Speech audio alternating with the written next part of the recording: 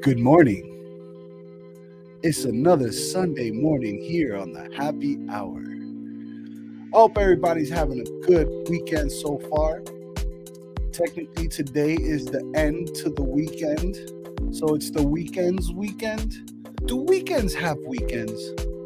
We're going to find out today.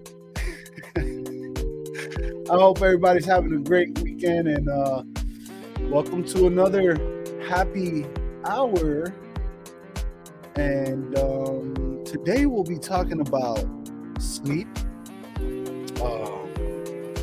recovery, water, and water.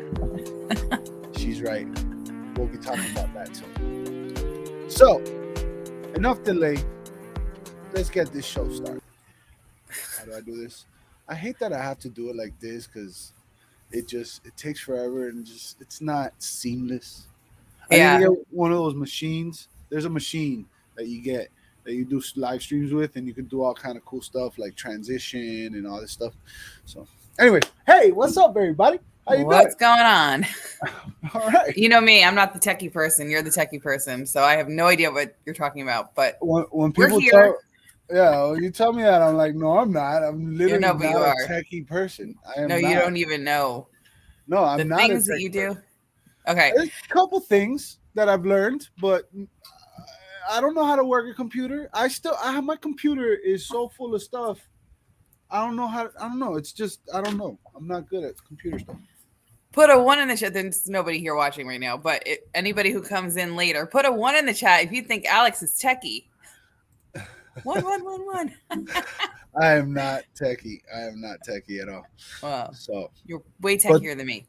Well, yeah, I could agree with that. Yes, I understand that. Yes, I am totally techier than you, techier than a lot of people, but I'm not techie. All so right. I'm like on the top of the non-techie people. All right. At least you're at the top, right? Yeah. Did you make your coffee yet? Are you having coffee? Yeah, I have my coffee and I have my bar. I'm just waiting for my water to drink my whole thermos. It's a new thing that I'm doing. What are you doing? I'm drinking. So, okay, let me just go back. Way back when I first started and I was in a really good fat burn, I used to drink water all the time, early in the morning. And then I would have my breakfast. Then I started coffee and my shake. And then I got away from that. Then I started the coffee and the bar. But I was not drinking this water until after I was done. So now I'm trying to drink the water first, and I've been really truly it's curbed my my cravings for the sugar and the sweet. It's crazy. I told you. Yeah, I told you. That's how you do it. You gotta, first thing you put into your system is your water and your electrolytes. It hydrates you pretty much instantly, and my hands and it hooks you up for the rest of the day. And you crave it. Like, I truly crave water instead of other things. So whatever science that is, I love it. Yeah, it's a psychological effect. I don't know how it works either because I'm not a psychological, I'm not a scientist. I'm not a therapist, but it works. Shout out to Chris Owen for that tip. I've been doing it myself. It's amazing. I love it. I feel better throughout the day too. And water, it's amazing what water does to your body and your mind when you actually stay hydrated, right? Like, it's one thing to drink a little bit of water. It's another thing to stay hydrated throughout the day. What's up, Kathy? Good morning, Kathy. Kathy's, guess what? Kathy's on program now. Yep. What? Oh, wow. I didn't know that. I don't think. I've been, the past couple of days, I've really been. Yeah, normally we connect everybody and all that stuff. But Victoria, she sent me a message the other day that Kathy signed up. So yay. Yeah, we need to get together, Kathy, so we I'm so excited. Talk. Awesome. Yeah. Congratulations. Super happy. Yeah, me. I need to get my coffee first. Hold on. Please wait. All right. Oh, do you have your coffee there? Oh. Yeah, I just made my coffee right next to you, right here. I'm techie like that. I have a coffee. That's so funny. Wow. So I have a little scale victory. I'm very proud of myself. I'm down 5 pounds since last Sunday. Nice. Which for me is huge to lose 5 pounds in a week. So Yeah. I'm very happy. Yeah, because you're pretty much right. You're close to your goal weight. So the closer you get, the harder. I've been stuck. Yeah, the slower. Yeah, and you can get that star or whatever. But that's awesome, dude. 5 pounds in a week. I'm amazing. So happy. I don't want to tell you how much I lose in a day. You'll just get jealous. I know. You lose 5 pounds in a day. And here we are, women. We're like, 5 pounds in a week. Yes. We got some more people jumping in the chat. We got Bonnie. What's up, Good Bonnie? Good morning, Bonnie.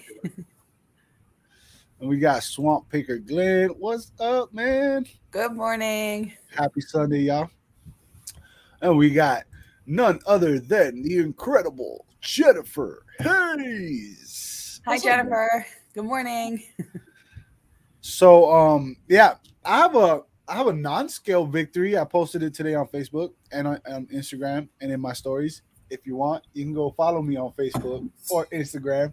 Link to all that stuff is in the description on YouTube, or it's on Facebook also. But please give me a follow, give me a like, share, all that good stuff. But my non-scale victory is I woke up today 6:45-ish, right? And like within 15 minutes, I had my water, I did all that. My watch, I got Apple Watch, y'all. My watch, it goes bling. And so I look at it and it tells me, it gave me an update for my sleep. And it gave me a sleep update, right? Like it gave me input on how my sleep was last night, I've never slept with my watch, so you're teaching me something, techie, Mr. Techie. Yeah, I never, when I first got it, I didn't sleep with it until I discovered the whole health thing on it. So I was like, okay, I'm going to try it out. Well, for the past 42 days, my respiratory rate has been consistent, and it's been in the normal range of 15 to 20 breaths per minute. All right, interesting. That is a healthy breathing rate. Anything lower or higher, it's 5. So 5 breaths per minute higher or lower can indicate some sort of health problem, right? And I used to get told all the time that I would stop breathing in the middle of the night. So I kind of knew I had sleep apnea, but I never went and got it checked, and I never saw a doctor for it. But it was always a concern of mine. And tomorrow I'm having a surgery. They're removing stuff that's in my nose. I can't see this. I can't breathe out the right side of my nose. All right. And it's been this way for years. So one of my concerns was that they're going to put me in anesthesia, put me to sleep. And I was afraid of that, of like, what if I stop breathing while they're doing the surgery? What if I, freak out in the middle of the night? What happens, right?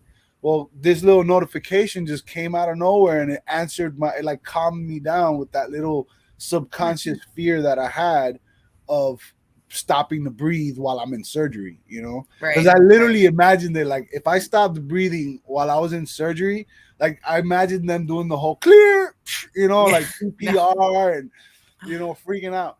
So I'm more at ease about it, and I'm super excited. They're finally gonna take out these polyps. No, you want to say anything about it? Because I don't want to just keep talking. You want to say anything about it? Well, I just want to say that's a story you're telling yourself about the clear or whatever. You're gonna be fine. Yeah, I want to be fine. And the other thing is, I was self-diagnosing myself for years. I thought because of my drug addiction and my cocaine use and heroin use, I was a nasal drug user, right? So I thought that my nose was messed up because of that, but it turns out I'm not. It's not that. I mean, it could have something to do with it, but I just have polyps, and it's completely blocked off my whole entire side right here, so I can't breathe out of it. So I'm excited to finally be able to get some rest, get some sleep, awesome. Breathe. Do you have a deviated septum, or it's just the polyps? It's slightly deviated, but it's because of the polyps. So they're doing 3 things. They're removing the polyps. They're opening up the area more, and then they're doing some sort of rhinoplasty. So I guess it's like the deviated. They're gonna fix it a little bit. Okay. So yeah, I'm just excited for that. Like if you listen to my voice might sound different moving forward. Like once I recover from it, because Right. right now I sound nasally. I sound like I don't think you sound stuffed up. easily. I do. I don't hear that. I do. But I hear a difference when I watch past videos from way back when versus now. I hear like you were breathing heavier back then. It's weird. I don't know how to explain it, but your voice Yeah. totally has a different tone to it now. Yeah, because when I weighed I mean- 460 pounds, just standing up was an exercise. So it was Yeah. like it was hard to catch my breath. And Yeah. then the excess fat that would be like around my neck, around my cheeks and stuff, it just made it harder to breathe. Thank you guys. Thank you. What's up, Johnny? Man, it's good to see you, brother. Good morning. Yeah, and that was my other concern. Wait, Go ahead, boy. We missed Liz and we missed Marty. So good morning, Liz. Good morning, Marty. Sorry, guys, didn't see you. What's up? Yeah, we got people on Facebook. We got people on YouTube. You guys could be on either one. I prefer the YouTube because there's more people typically on there, and then you guys can get to know each other and chat and stuff. But what's up? And I prefer- Liz? What's up, Marty? I prefer Facebook because I don't have YouTube. But yeah, that was the other concern of mine. Was I do have over 7 years clean and sober, and one of the things that I'm like, I will not take pain medicine for nothing. But a couple weeks ago, my mind was kind of like heading that way. Like I was questioning if it was okay for me to take pain meds for my surgery and stuff. But when I noticed that, I knew that it wasn't because, like that was a sign that my mind wasn't in the right place for me to even question that. Because I had a more serious surgery where they literally cut my bone and moved my bone and screwed it in with no pain med. I literally woke up screaming out of the top of my lungs. Wow. So, and I did I it commend with no you. pain meds. Because that's hard. I mean, I had 2 C-sections.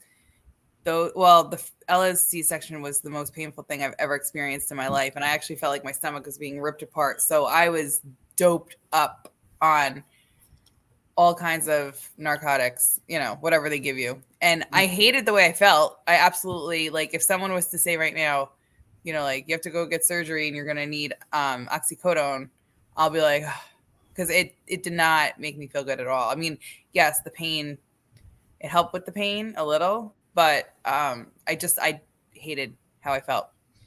Yeah, it messed my breathing up. Like I would not breathe properly. It's weird. Yeah, that the opiates make you breathe more deep and more shallow. Mm-hmm. Yeah. It calms that down, and also it actually doesn't take away the pain at all. Opiates do not take away pain. Mm-hmm. They just push out more serotonin and dopamine out of your brain and stuff, so it makes you feel good, right? Which kind of distracts you from the pain, right? But you still feel pain. And the funny thing, and not that this is funny now, it was not funny then. I was a big foodie back then, right? I couldn't eat, and I was pissed because I was like, I really want to have some nice meals now that I had my kid. I wanted to have whatever, and it curbed my appetite, and the funny thing is I lost some weight while on these because I was on them for like 2 weeks because I was in a lot of pain, a lot of agony. I lost the weight, and I was like, wow, this is amazing. And then I put the weight right back on as soon as I started going back to my old eating habits. Right. Yeah, but you can't really compare what I'm about to experience with giving birth. Like that's totally different. True. That's true. Like, hopefully it's not nearly as painful. Yeah, like I don't know. I commend the women that give like all natural birth with no drugs and stuff, because that, like, to me, just the idea. I think if I was to ever give birth, no, thank you. I'm sorry. Give me drugs. I will tell you, I'm a wimp because literally it was the third contraction that I felt, which was apparently nothing. The nurses were making fun of me.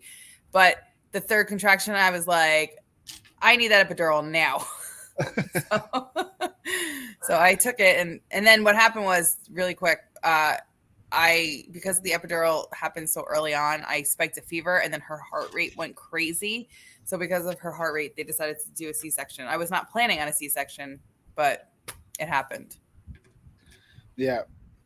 And then the interesting thing, really quick, with Tyler, because I knew how much pain I dealt with her, his birth was nearly basically pain-free. I took the oxycodone for maybe 2 or 3 days after leaving the hospital, and then I was off of it. I was like, I don't need this. So yeah, the way opiates work, they basically, so when you first use them and you're not using them before, they release all this extra like serotonin, dopamine, all this good stuff that makes you feel good, right? And I think it's the serotonin. Don't mark my words, but I believe it's the serotonin that it is a natural pain reliever, right? So when you get hurt and you don't take opioids, your body naturally releases the serotonin to kind of numb the pain a little bit. So if you didn't have natural serotonin being released into your body, you will probably cry because of a paper cut, and paper cuts hurt already, but imagine them hurting 10 times worse if your body didn't have the serotonin. So the opiates, when you first use them, they do give you that extra rush of serotonin, so it does kind of make the pain less. But the problem with that is that if you continue to take it for an extended period of time, your body is just like anything else, will stop producing this natural serotonin or dopamine. It's one of the two. Don't mark my words, but go check it out. So when it stops, and you're taking these opiates, that's why you become physically dependent on them, because you need to take them to feel normal. Okay. So and that's why withdrawal is so harsh, because when you stop taking them, your body doesn't just start producing serotonin again. Your body's on vacation. Your body's like, I don't need serotonin, so I'm gone. Right. So when you stop, your body stops producing it, and that's why the withdrawal is so harsh and it feels so bad. So yeah, it's crazy like that, and it takes a little bit for the serotonin to start producing itself again, and that's why withdrawal can last anywhere from like 3 days to, depending on the opiate. Like if it's a methadone or something like that, it could take 2 weeks, a month. It could take longer for your body to start producing these natural chemicals again. You're just gonna feel like crap. Yeah, that's interesting. Yeah, and here's I would have never known. Yeah, and Jennifer Hayes also, she's got some time in recovery, and she's with me on that. No opioids, That's awesome. Bonnie says that's hard. I just had shoulder replacement 2 weeks ago and would not be able to do it without pain meds, but getting better and not needing it as much. Yep. There you go. So that's, not needing it as much. So that's the tricky part. You just gotta taper yourself off. Back then, I don't know how it is now with everything that's happened with the opiate epidemic and all that stuff that they had. I think when I had Ella, that's when it really got crazy. I think, but I could be wrong. It was 2012, right? Wasn't around that time that it really started? It like exploded where people were. It was. It was 2000. It was late 2010ish, right? Okay. And a little bit beyond. So yeah, 2012 sounds right. That was probably like the peak of it. Yeah. 2011 is when I got indicted. So that's when I first went to like recovery and stuff. It isn't when I got help, when I actually got sober, but I was in that mix of the opiate epidemic during that time. Yeah. But yeah, that's how it is. Like doctors back then, they used to push this stuff on you, like, oh, yeah, take these pills, and they wouldn't. And not once, at least not with me. My experience, I never had a doctor that prescribed me pain meds that said, no, me neither. Yeah, they never said, here, take this, but don't take too much, or take one whole pill today, and then tomorrow take a half a pill and slowly start tapering you up. They didn't tell you that. If anything, they were like, call me if you need more.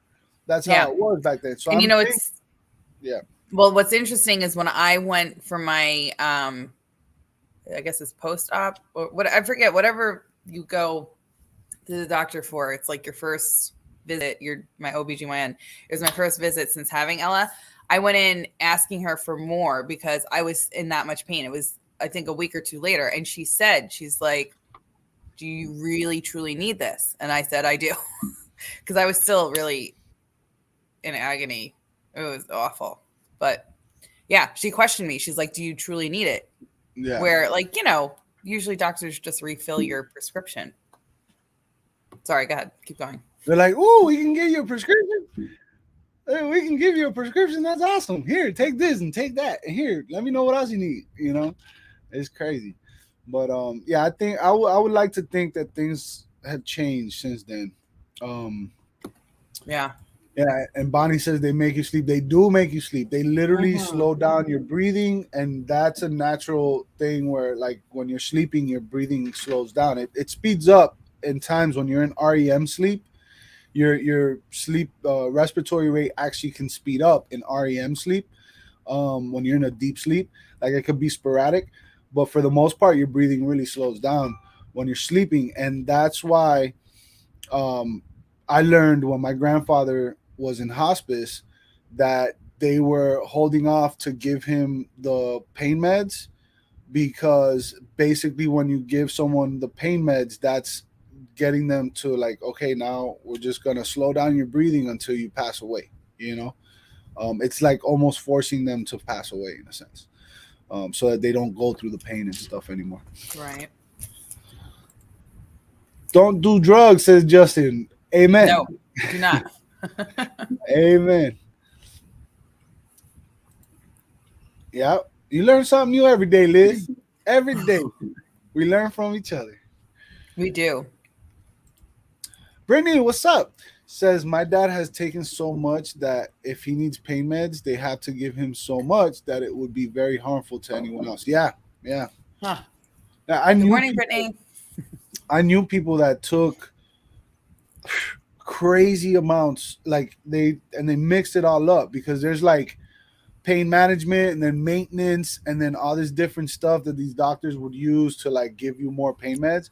And I knew someone who would take 30 milligram roxycodone, 100 milligram morphine, 10 milligram, all these different drugs at one time, and it wasn't enough. It literally was just for them to function at that point. That's crazy.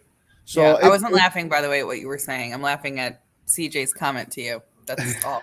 Because that was, for me to laugh at that part was inappropriate. It's all good. It's thank you, bro. Thank you. I've been eating my meatballs. If y'all don't know, CJ is famous for his meatballs.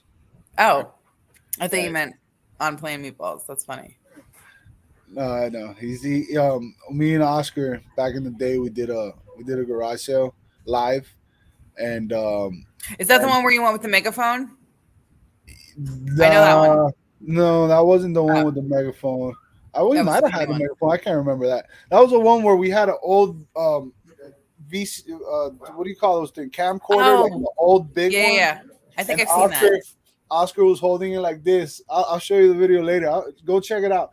Yeah. But it's literally the thumbnail is him holding a tape recorder like this, and it was hilarious because he goes, "What's up, everybody from the future?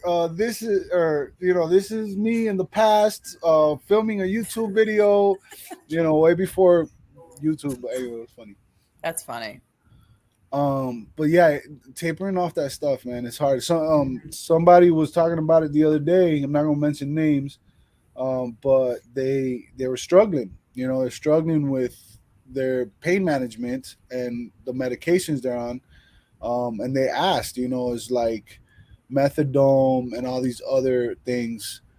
Are they still considered sober if they're taking these pain management, these basically opiate blocker kind of things, and my answer to that is no. It's very controversial, but my answer to that is no. not sober. Are they in recovery? Yes, that's one thing.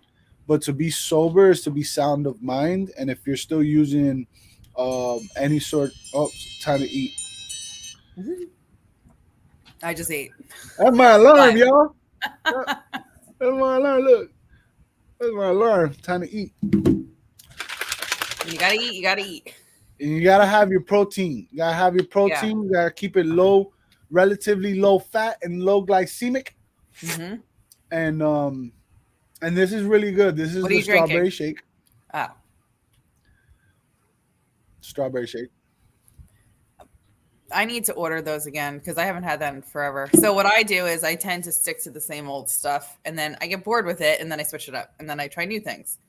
So my new order just came in, but maybe next time I'll do the strawberry again. Have you tried the coffee yet? This coffee soft serve? No, I haven't tried it. Is it good? Oh, you need to add that. Yes. Really? Yes. Yes. It's Alright, like a I'm must doing it. have. Like literally, I'm so mad that my new order just came because I don't have it in my box. Was it Melissa who shared the thing of like making the ice cream out of the the berry yogurt thing? Steph. It was She Steph. made, What was Steph? the one with, well, she just did the strawberry. She made a popsicle out of the strawberry shake. No. She made actual like she I think used it was Steph too. she used the Froze magic it. she used the magic bullet ice cream maker thing. I Somebody looked it did. up. Yeah, I looked it up right away because I was like, I want to do that. You could literally do it with anything pretty much. And they're online, they're like $60 or even up to $100, I think. I found them on Facebook Marketplace for $15. So Which one? The magic bullet? it's like it's specifically to make ice cream. Pretty much. Is it by Dash? No, Dash has one. I No? think it's either Magic Bullet or Ninja. I'm pretty sure it's Magic Bullet. Okay. Yeah. Interesting. I have a magic bullet that just makes shakes, but like I don't use it. Ella uses it to make herself a strawberry banana smoothie, and then she doesn't drink it. She just likes to concoct it for fun. Yeah, no, it's So. good. I want to try it. So I never bought it, but I was looking for it. And I wasn't about to drive 45 minutes to go get it at that point. Right. So I don't blame you. Liz says they are really careful now. They will not hardly give them to people that actually need them, from what I have been told. I am sure it depends on the doctor. Yeah. So see, Yeah. everybody messed it up for everybody else. Yep. I apologize. I actually I got blacklisted at hospitals. Like I will go to the hospital and they like whenever they look up my file, it'll show don't give this guy pain meds. Wow. Yeah. Well, how many years were you really really out of control? Since I was 12. 18 years. Wow. Literally from the age of 12. From the age of 12, I was in the streets doing crazy things. Full blown at 12. Yeah. Wow. From one day to the next. Boom. Your poor mom. Nah, she's good.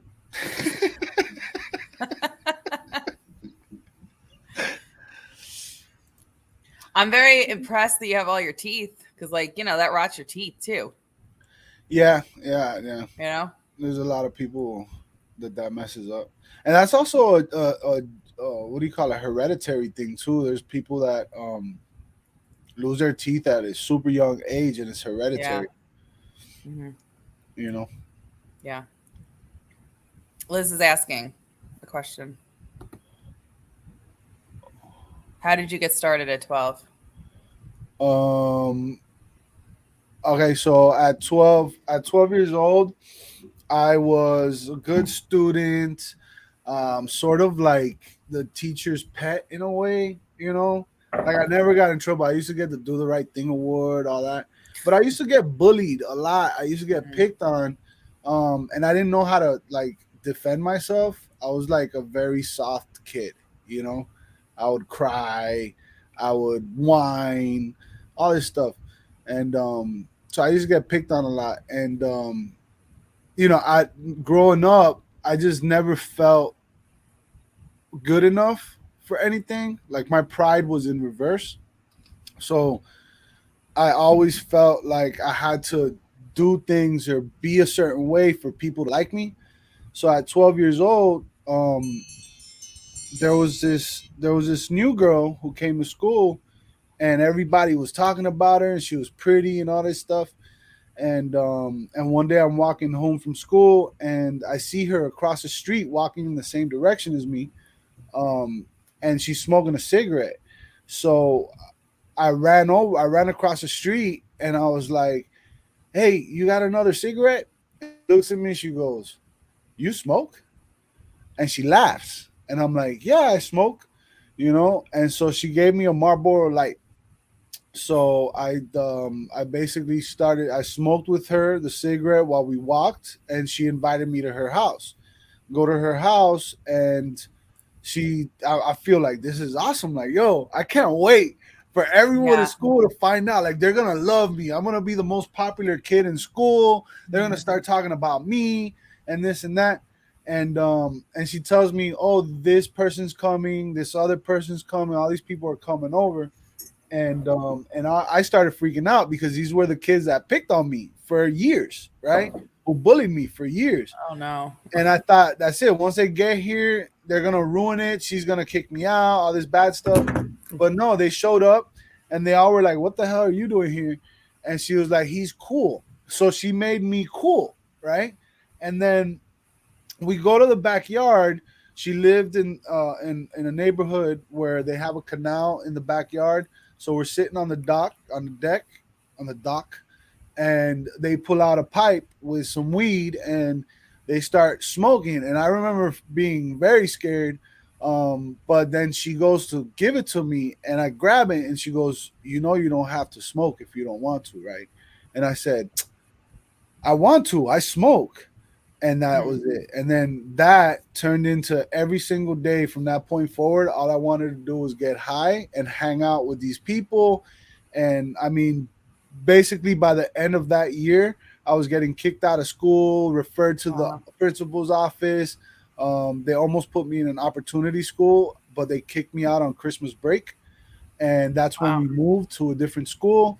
And that's where the gangs really started affecting me, because the school I went to had about 3 or 4 different gangs in it, and there was constantly gang fights, and my life was at risk every freaking day, Yeah. and so I had to fight, and I wasn't a fighter. So all those things started changing me, and all those people I started hanging around and skipping school, doing all these crazy things, and drinking, anything that came around. Is I just wanted to be a part of it. So the reason I got high was because I didn't love myself. I didn't think I was good enough. So I always tried to be someone else, or whatever. Um, but in recovery, I discovered who I truly am, and that I'm awesome, right? Like, I'm a good person. I got a good heart. All this stuff. Right. And I learned to love myself in that way. So that's why I'm able to be myself now, and just, this is me. You know what I'm saying? Yeah. Where before, if you knew me 7 years ago, I might have still had sort of the same personality, right? Right. But I was very bad. Like, I was bad. I was bad. I was bad. I can't even describe it. I was bad. Yeah. It's crazy to think that, like, I can't picture you like that at all because I know you, like, you now. So, I mean, I believe you. It's hard to envision that.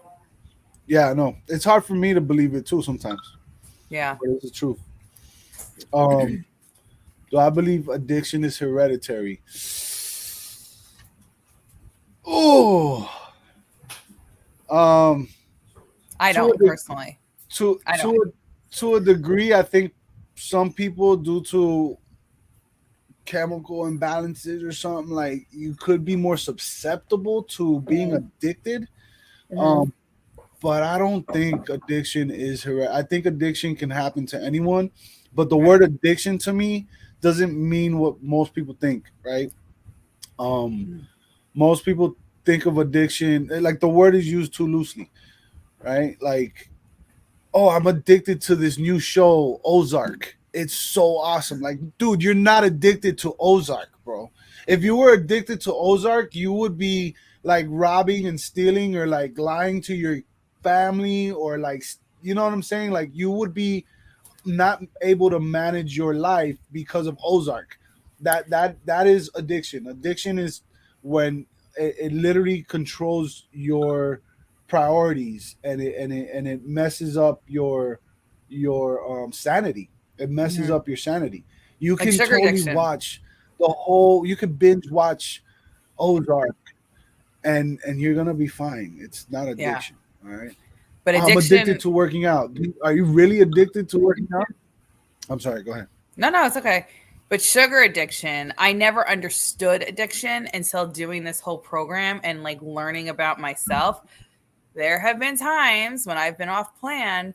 I wake up in the morning, just like I'm sure drug addicts do, saying, I'm going to get clean today. Today's the day, right? I have gone all day. And then in that witching hour in the evening, I'm raiding my pantry looking for things, not even something that I'm technically craving. It's just anything that's sugary that will hit that high. I can't explain it because I'm very bad at explaining stuff, but I understand when you talk about a drug addiction, I understand it now because I've lived it and I see it and I just get it. You know, I will literally do anything when I want the sugar. I will eat anything to hit that high. And the worst part is it doesn't even satisfy my high, or not my high. It doesn't even satisfy my craving for the sugar. Yeah. And in that aspect, you're literally destroying your health. You're killing yourself. Yeah. By overindulging in sugar and sugary things, disregarding the fact that you know that it can lead you to obesity, like bad, and I spiral. Like literally, I personally cannot have one bite of anything. Number one, like literally one bite leads to an entire day of binging. And then it's the what is it called? The tomorrow disease, the disease of tomorrow. Then it's like, okay, tomorrow I'm going to get back on. I'm going to be 100%. And then tomorrow comes and it's like, well, I had it yesterday. I could have it again today. Let's see what tomorrow brings. I'm going to start tomorrow. I have been in this cycle.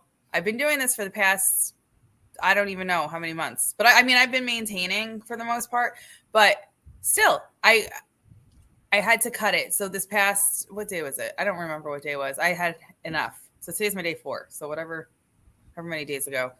But today TMI guys, just a warning, TMI. I am very hormonal. And right now I should be craving sugar and chocolate because that's what I crave at this time of the month. And I'm not. I'm good. And the water, I swear to God, the water is helping me in the morning. Here's the thing though. See, like, and somebody told me this and it just made sense. I even wrote it down in my 12-step book. Like cravings are not bad. There's nothing wrong with cravings. There's nothing wrong with even me craving a beer.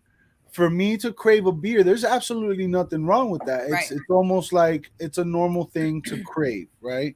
But it's when it becomes an obsession where the craving it's in your head. Yeah. And you think about it. And literally, I could have a sugar craving and want, let's say, chocolate covered pretzels. I could want chocolate covered pretzels. But at the same time, that craving, let's say I eat them and I don't feel satisfied, then I'll be like, oh, I have nuts in the pantry. Let's go have some nuts. And I eat the nuts. And then I'm like, well, I'm still not satisfied. I know I have, I don't even know, corn chips, which, by the way, I used to love corn chips. Chips and salsa, it was like my thing. They don't excite me anymore, which is weird. Like I'm over corn chips, but I will eat the damn corn chips. Again, trying to hit that high and feel satisfied, and I'm still not satisfied because it's in my head. It's not eating is not going to solve my problem. Yeah, because it's not the corn chips. It's not the. I mean, there's some sort of connection chemically to the receptors in your brain that cause pleasure, right? But there's a difference. You just said it yourself. You are not satisfied. I made a post about it on Facebook. Go check it out. And I didn't come up with the concept myself or nothing. I read it out of a book. Okay. Right. Written by Dr. Anderson. Written by Dr. Anderson. Exactly. We're not doctors. Disclaimer. Yeah. Or therapists. But it makes sense, right? There's a difference between pleasure and Oh, there's a difference between pleasure and satisfaction. Pleasure is what you feel when you feel good about um doing when you do something and it feels good, right? Right. But it goes away when you're not doing the thing. Like when Right. you're eating a cookie, it tastes good. And there's really In that nothing wrong moment. with eating a cookie, y'all. You can have a cookie on occasion if you're not following a certain program or a plan because you have a certain goal and you're in a healthy weight and stuff like that. It's fine. But some people are very susceptible to cookies. Okay. Me. So yeah, but if I'm you're having a susceptible to cookie, anything it's sweet. gonna feel good. Uh-huh. Yeah, and it's gonna feel good. It's gonna taste good. You're gonna be like, wow, this is an amazing cookie, so chewy and chocolatey. I'm sorry, I'm getting too detailed, but still, But here's the you're thing. yeah, Are you going to stop at that one cookie? No, you're going to want the next cookie because you want that same feeling that you just had, and then you're going to keep eating and keep eating. and it's the same thing with drugs. It's the same thing with alcohol. It's like, and it's the insanity part of it. There's this thing called sane judgment. And it talks about it in the 12 steps. Sane judgment is the opposite of insanity. Okay, it's making choices based off of your sanity, sane judgments, right? Versus versus insanity, which is continuing the same thing over and over and over and over and over, expecting different results. Fellow sugar addict says Jury, what's up, girl? Hey, it's a long time no see. For me, if I can get the motivation and willpower, I can stop eating it. But it's hard to get over that first day or two of cravings. But if you can, the cravings slow down. Yeah, and that's the thing with motivation and willpower. So she continues saying, but my problem is if I indulge just one time, like a slice of cake at a celebration, it opens the floodgates. Yes, That's everyone everyone has a different level of susceptibility to addictive foods. We actually talk about it in the life book, which I keep right here. And every single night, Monday through Friday, I open this thing up for half an hour and I invite everybody that's in our community to come join me and read upon I'm going it. to start this week. I'm starting that, joining you now. That Yeah, like even if it's recital's just over with, and even if it's just one night, I'm doing every Monday through Friday for me and also to give people an opportunity. But talk on the willpower for a second, because that's a huge thing that I learned doing this. I thought, oh, I just need willpower to, to not choose what I'm tempted by. And it's deeper than willpower, because willpower will only take you so far. Yeah, because willpower and motivation are like a battery. Okay, you don't have it. You don't have it. What you do have is it comes and it goes, right? You cannot rely on willpower and motivation alone. What you need to rely on is habit. Habit is what's going to get you to become more disciplined. You got to be disciplined first, build a habit, and once you build that habit, then it just becomes second nature. And it's the same reason why we start eating certain way or living a certain way or whatever. Everybody has habits. We all have habits, good ones and bad ones. The concept is to eliminate the bad ones by replacing them with good ones. So you do need a little bit of willpower and motivation. You do need it. But it does deplete itself just like a battery. But just like a battery, you can recharge it. And it's all up here. You have to work on that. You have to work on your mindset. Do a lot of self-discovery. Continue to question, the things that you're doing, the things you're thinking, and continue to work on yourself. And there's tons of tools you could use. Like Mel Robbins. Mel Robbins talks about the 5-second rule. If y'all don't know what that is, YouTube it. It's pretty amazing. It's pretty powerful. And she literally says, if you're still doing the things that aren't serving you, knowing the 5-second rule, there's only one reason why. And it's because you really don't want to change. That's it. It's that simple.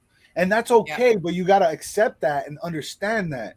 Right. But I feel in accepting that and understanding that, you will eventually get to that point.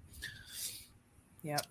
But yeah, it's willpower, but she's right. I believe her name was Laura, right? Where's she at? Jewelry? Yeah, Jewelry etc. That's Laura. Laura, you're Laura, right? I can't remember right now. I believe her name was Laura. I was haven't assuming seen her name was forever. Julie or something because the jewelry. Get it? Like Julie. That'd be smart. Yeah. Julie. And also the willpower starts at the supermarket. And I will tell you, I'm going to come clean because a week ago, I think it was Monday, I went to the supermarket. And this was before I really said to myself, what are you doing? Because I'm going down a spiral of I don't like where I am. So I went to the supermarket and I bought, Skippy, the peanut butter Skippy. They make these little peanut butter balls. Yeah. That are like, bite sized. You could just eat them. So I bought them for Ella for her to take for snack. Mm-hmm. What do you think happened? Because Jen likes peanut butter. What do you think happened? They went into my pantry. Literally like 3 hours later. Yeah, you know what happened. In my head, I'm like, you've got peanut butter. And peanut butter tastes very good when you take a sip of coffee at the same time. Like I'm literally in my head now justifying and creating this story of how good it's going to taste. So I went and had half of the container of peanut butter bites. And then the rest of the day I spiraled and I binged. Yeah. Yeah. And that in itself is a habit. Right. That in itself is a habit. The reason you spiral is because you're used to taking that action and then the next actions to follow. It's all a habit. So it's about breaking that habit, But also, if I didn't bring it home, if I kept the container at the supermarket and didn't buy it, I wouldn't have dipped into it. And that's how you break the habit, right? Yeah. So I whenever I would fall off program or plan or go and binge eat or whatever, I had to stop and look. I was talking with Adrian. She was like, so it's what are you doing leading up to that? Like what gets you to do that thing? And I noticed it was normally at nighttime when my day was over and I'm, and I sit down to take a break from everything. Right. It's like instantly my mind just goes, get out of the house and go get some fast food, like, and I'm not even hungry. Right. Yeah. I'm not either. Yeah. So it's breaking that. Okay. So what can I do different? And I tried different things and I still struggle with it. with it. There's nights where I'm like, it's just an impulse and I just go with it and I go, but it's okay because that's where we learn. That's how we grow. And as long as we're open and honest about it, we're able to work on it. Right. Right. So, everybody, no one's perfect. You know what I'm saying? But that's not an excuse either. It's not an excuse to say, oh, nobody's perfect. I done messed up because you don't want to believe that either. You know, like, and how Pete is saying, learn how to push yourself away from the table. Yes, that is something you can totally do, but you want to be able to sit at the table. You know what I'm saying? So it's above and beyond that. You want to be able to sit at the table. I know that's like figuratively speaking what he's saying, and I know that he got that from well, I don't know if he got it from him, but I heard it from John Chartier. But anyway, yeah, you want to be able to sit at the table with your family.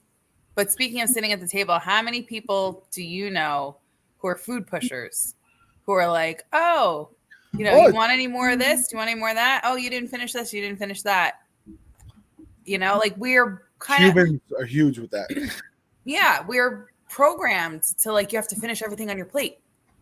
Your body tells you when you're done eating. Your body tells you, okay, I'm full. You don't have to finish everything on your plate. Yeah, and there's a lot of tips and tricks, but it's also that pressure. Like me, when I started drugs, there was that pressure. Even though the girl was like, you don't have to, I still felt pressured, right? So it's all internal. It's all in here. It's all in here, dude. It's all in here. It really is. Pressure is there because it's called pride. It's called ego. It's called fear. Mm-hmm. It's called gluttony. There's all these things that are emotion and spiritually based that are what make us act based off of our instincts. So our instinct to survive is to eat. It's a normal thing to eat. So when you go to someone's house and they know you're on a program, but they're still like, hey, I just made these cookies. You want one? And you're like, no, I'm following a program, or it doesn't align with my health goals. They'll be like, it's just one cookie. Same thing with like a drug addict being like, no, I got 6 days clean and sober. I'm trying to stay away from beer. Oh, you're a punk. It's just one beer. Just have one beer. So it's like people just don't understand it. Why? 9 times out of 10, and this is gonna hurt some feelings. 9 times out of 10 is because that person that's offering you the cookies or offering you the food or offering you the beer is in a place where they're thinking to themselves, "Oh, what? You think you're better than me?" Or they want to sabotage you because they don't like the fact that you're working on yourself and you're getting healthy because they can't do it for them. You know, like they themselves are unhealthy for the most part and are like, I don't care that you're healthy. You're not going to be healthier than me. You're not going to leave me hanging, you know, like misery loves company kind of thing. The funny thing is, it's like, and they sometimes they do it without even realizing it. It's like it's suppressed deep down in them that they don't realize that they're the ones who want to change, but they don't know how to change. And they're resistant to learning. Because I was that person at one point. I vividly remember, I used to, you know, see people making posts on Facebook and like eating healthy, eating clean. And I would just eye roll and scroll and be like, oh God, who cares? Good for you. Yeah. I was in a very negative place because I felt bad about myself. I didn't like who I was. But I didn't know how to get healthy. I didn't care. I mean, I didn't care and I didn't know how. And I had too much pride to even remotely reach out to somebody and ask for help because I didn't want anyone to know that I felt bad about myself because it's pride. And then I was so desperate that when I hit rock bottom, I didn't care. I was like, when Adrienne made her post, I'm like, help me. And the funny thing is, and I know I've told you this before, the funny thing is I reached out to her, asked for help. And then I tried getting out of my health assessment with her. Because she's like, let's book a day to talk. And I was like, okay, let's talk on, say, Thursday. Thursday came and I'm like, oh, I got something to do. I had nothing to do. Yep. I was like, I have something to do. So she's like, okay, let's talk, say, tomorrow. And I was like, okay. But because I actually personally knew her, I didn't want her to think I was blowing her off, even though I really, truly was trying to blow her off. And then I just did it because. And look at me today, you know? Yeah, and people come up with excuses left and right. And some of them, there is justification to their reasoning, but at the end of the day, if you ask me, hey, what's up, Victoria? Good morning. At the end of the day, if you ask me, it is all an excuse. At the end of the day, I don't care what you say. There are solutions to every problem. I don't care what it is. All right. Whether it's personal, relationships, financial, there is a solution to every single problem. Literally, yesterday or the day before, someone messaged me on Instagram who's been following me forever. All right, I'm not gonna say her name. She's probably even watching right now, and I'm super happy that she actually signed up to the program. Well, every time I would post something, she would constantly be like, "Oh, but it's too expensive. Oh, but I can't do it. I can't justify the price. Oh, but why has it got to be so expensive? And money, and money, and money, and money, and money." So there's a good chance that she is financially unable to afford the program, right? But there's a higher chance that she can. And I knew that from the beginning. So I constantly just showed love back, even though it felt, and I'm just, if you're watching, I'm letting you know the truth. Even though it felt as though it was an attack on my program that I'm doing and all that stuff, I still showed love, simple and plain, because I knew that I couldn't take it personal, right? And sure enough, she messages me saying, "Oh, I'm doing the program." I'm like, "That's awesome. That is freaking awesome. Who's your coach?" She goes, "It's somebody I go to church with." That's freaking awesome. You know what I'm saying? So like, yay, you know, you can do it. There's a million ways to figure it out. I have resources that I can offer to people, and I have on occasion. So, you know, everything's an excuse. But anyway, what were we saying? I don't remember, but I like jewelry / Laura's question. Jewelry Laura. No, that sound wrong. I'm sorry. Laura Lee. How about Laura Lee? That's cute. I'm not. No, do not. Just pretend you didn't hear it. I hope the computer glitched. Yeah, seriously, if I had said that, you would be like, "Yo, you know what you just said." I would have totally made fun of you. She said, "Have you tried sweetener alternatives? I've been putting swerve in my coffee. It's not quite the same, but it helps and doesn't trigger sugar cravings for me." So I'll tell you, I used to use, what did I used to use? I used to use Splenda way back in the day. And then I got off Splenda and I went to Truvia because I was like, this is healthier. But it was still sugar. It was still keeping me severely addicted. So then when I started Plan, I literally cut coffee out because I was like, if I can't have sugar in my coffee, I don't want to drink it. Then I realized, like months later, you could put your shake into your coffee and it sweetens it. So I did that. Then I got to the point where I said to myself, you know what? I'm going to try cutting the shake out and see if I could just drink my coffee with half and half. And I can. And that's how I drink my coffee now. I don't need any sugar. I do eat my bar with it at the same time, which is sweet. And it's like having that little sweetness with the coffee. But once I'm done with my bar, I can still continue my coffee. And it's not like I'm, missing anything. So, yeah. I don't need it. So I'm about to bust some bubbles right now, Laura. You don't take what I'm about to say the wrong way. So I don't know about this swerve thing. I really don't know anything about I don't know what that is.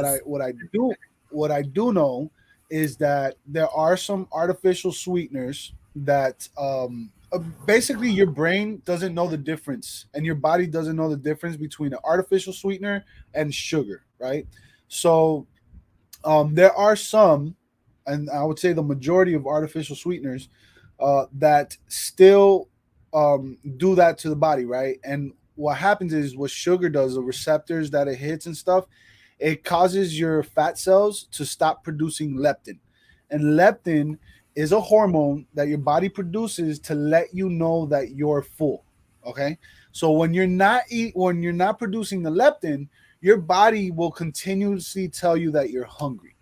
So that's why like diet sodas and stuff aren't that great. I mean, they can and your body doesn't know the difference, so it can still spike your blood sugar, even though it doesn't have sugar in it.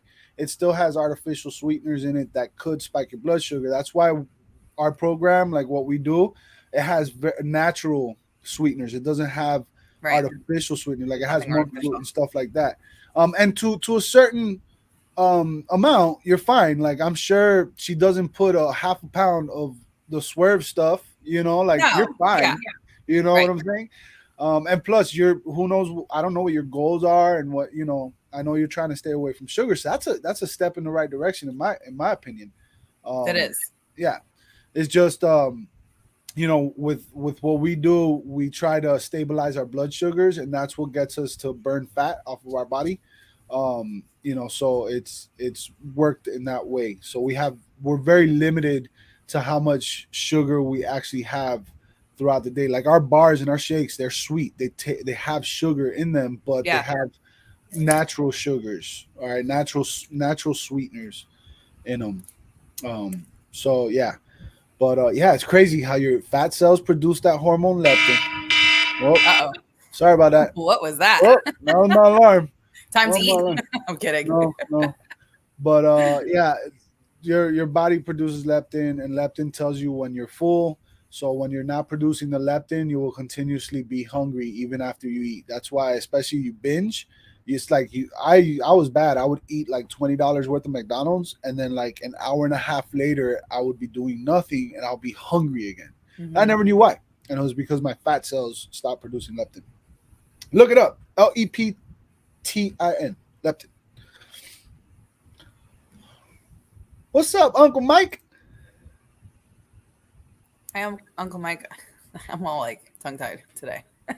Yeah, I can literally stay here and talk about this kind of stuff forever. I love it. I love talking about this stuff, but we're going to start ending the show. So if you want to talk more about this stuff, you can message me on Facebook, on Instagram. You can comment in the comment section on YouTube or on Facebook, and I'll do my best to get to the comments as soon as I can and, respond and stuff. You can email me at coachthatman@gmail.com. Or if you want to join us on our program and get healthy with us, look, I'll show you what we did. This is me. That's me. Oh, we gotta take off the you did it. I did, cool. Yeah. That was me right there. And this is Jenn right here. Wait. All right. I'm trying to... We're just healthier. Yeah. We're just healthier. All right. We got less weight on us, less inflammation, less pain. I'll tell you, this time 2 years ago, 2020, excuse me, I was starting to have dizzy spells at this time 2 years ago. Like, and I didn't know why. I was just, I would just sit in my chair and be dizzy. But it was because of the way I was eating. That was it. My food choices. That's what it is. I can tell you this: when I've gone off plan, it was like instantly I would notice how unhealthy I felt. Yeah, you know what I'm saying? Like I would get those dizzy spells just getting up after eating, McDonald's or something like that. Yeah. I vividly remember, really quick. It was during the shutdown, 2020. And I was on a listing spree where in my room, I used to have a makeshift desk with like my foam board, the whiteboard. So I would lean over and take a picture, and then I'd sit back down and I'd work on the listing and stand up, take a picture, because that's my process. So anyways, I remember sitting back down and straight ahead, the board was like, it was like a outer space. It was all stars just like moving around, and it scared the crap out of me. And my husband was outside working on something. I remember running out here and I'm like, there's something wrong with my vision. I don't know what's wrong with me. I don't know what triggered it. And then eventually it went away, but it was so scary. And that was literally a month before I started plan. That was like the days leading up to me realizing I need a change. Wow. But I mean, I shouldn't have waited to feel illness to worry about my health, Yeah. Yeah. Well, that's what we're all about. We're all about getting healthy, feeling healthy, improving our health, living, like trying to get to that optimal health lifestyle. Okay. Like me, I keep if y'all been watching me, the ones I have for a while, you see me always going like this and stuff, and it's a bad habit. But what do you do? I like wipe my nose. I do that too. I'm constantly going like this. Well, my nose on this side, it drips. So tomorrow I'm having surgery, y'all. I'm so excited. Maybe I need surgery. Hopefully it's gonna cure that, because I literally cannot breathe out of my right side of my nose, and it's because I got polyps. So they're gonna take them out. Super excited for that. It's gonna take me about a week to recover, maybe 2. But I'm just excited. I don't care about the pain. I don't care about nothing. Like, let me breathe. I want to breathe again. All right. Yeah. So I'm excited for that. So keep me in your prayers. And other than that, love y'all. If you know anybody suffering from addiction, they want some help. I read the 12 steps, and they're all on my YouTube channel playlist, 12 Steps Live. And it's step by step. I literally read every step in the 12 steps and 12 traditions of Alcoholics Anonymous. But if you listen with an open mind, you can relate it to your life specifically, even if you don't have addiction problems, because the 12 steps was written for alcoholics, but in reality, it is just 12 spiritual principles that if you apply them to your life, the quality of your life will improve. And as a matter of fact, our program that we do, this book right here, was very much influenced from the 12 steps. Dr. A took a lot of the 12 steps and put it into this program, and that's why I just understand it so well. Yeah. But, I remember when you first started reading, you're like, oh my God, that's like the 12 steps. Oh my God. Yeah. And that was before I knew that he actually, Dr. A actually took a lot of the 12 steps and put it into this program. It's pretty awesome. Yeah. And it's awesome that we got to meet him and take a picture with him. I mean, you know. Do I have a picture still of him here? With you? I don't have a picture of you with him. I just have me and Here, Sarah. look, I got this one. This one. That's Dr. A right there. Look, Dr. A. He gave me the coolest hug. I was not expecting that hug. I walked up and I was like, I love you. And he's like, oh, I love you. I'm like, no. I love you. And he's like, come here. And he hugs me. Dr. I was like, okay. Dr. A reminds me of like the cool uncle, from like some 1995 movie, like a funny kind of family movie, like almost like a Weekend at Bernie's. Like I think of Weekend at Bernie's, but not Bernie. Kind of Bernie, but not Bernie. Like just a cool guy who is just like your uncle or something, and he's just super cool. I love the guy. The guy's awesome. He changed my life. If it wasn't for him, me, Jen, and over 2 million people in this country. Brittany, Marty, Victoria. Kathy's just starting up, man. Yes. This is awesome. Like maybe you'll meet him someday, Kathy. yeah, he's amazing. Once you get the books and stuff, start digging into it. It's really amazing stuff. But and then you can watch him on YouTube. I mean, he's just a great person. But yeah, if it wasn't for him, over 2 million people in this country would not have been where they're at now with their health, which is in a great place. So shout out to Dr. A. Hey, we love y'all. Let me see the comments real quick. He's the coolest. Look at those shades. Yeah, he's cool. Yeah, I can't wait to feel better. See you later, Laura. Larry. Bye. And you have to learn to tell yourself what. Let's see what Pete said real quick. You have to learn to tell yourself what you can and cannot have. My wife's sister figured it was easier to have surgery to shrink her stomach and passed away from complications. Sorry to hear that, dude. I'm so sorry. That's sad. It's all up here. I just had a health assessment with someone who is thinking about the bariatric surgery. And the thing is, I have clients who had bariatric surgery. Okay. And they're on program now because the bariatric surgery didn't work on the mindset and the habits, right? So, but yeah, hey, listen, we love y'all. Thank you for coming in. Next week, we're going to do it again, 9:00 a.m. Which way to go? Eastern, all that good stuff. Don't forget, you can be good and still be bad. You can be bad and still you could just be good, okay? Or be good at it. That's it. Be good. Speaking of bad, there's a movie called Bad Boys with animals. Yes. We watched it. We rented it. It's called Bad Guys. It's called Bad Guys. That's it. Yes. Yeah. It was really cute. I want to see it in the theater. There's a couple movies I haven't been able to see yet in the theater. There's a couple of them I want to see. There's some app that you can get it for free. So I don't know what that is, but that's how we watched it. I don't care. There's nothing. I used to hate movie theaters, but now that I fit comfortably in the seat. Yes. Okay. And all that good stuff, and I don't feel like the insecurity of being in a place where people, you got people sitting behind you. You ever had that insecurity? I hated that. I don't have that no more. So, I go to the theater. I enjoy the movie. I literally put my legs up. It's cool. But I'm excited. I'm gonna go watch that. Hey, love y'all. Have a great day and all that good stuff. Yes. Bye. Bye.